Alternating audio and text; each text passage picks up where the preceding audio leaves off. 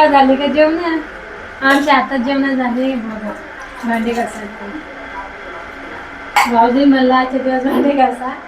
मला लयच कंटाळा आला.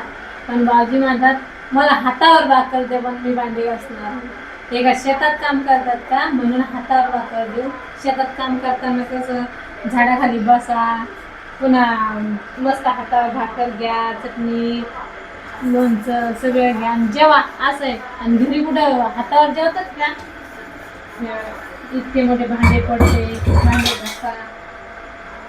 भाऊजी सांगितलं तर भाऊजी म्हणतात काय गरज नाही मला भांडे घासायची. मग का बायाकडेच दिले काय धुणं भांडे स्वयंपाक सगळं. लयच अवघड काम आहे. झालं का बोलणं झालं? हो झालं बोलणं. घासा तामू काढून भांडे. मला अरे वा. घासणं जेवण भांडे किती झोप आली तरी घासणं जेवण भांडे. झोप यायला काय 9:30 झाले नेमकेच. अहो मी काय आज थकली त्याच्यामुळे मला लवकर अंग टाकावं पण काय करा. पाला कशी पाहिजे?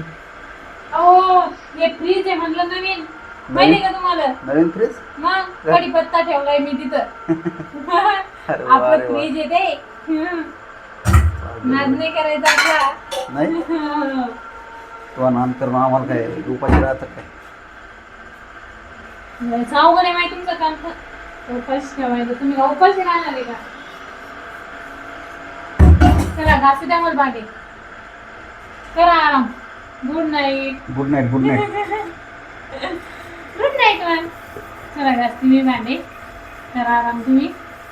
आता मग भांडे घासून आरामच करायचा. चला गुड नाईट मॅम.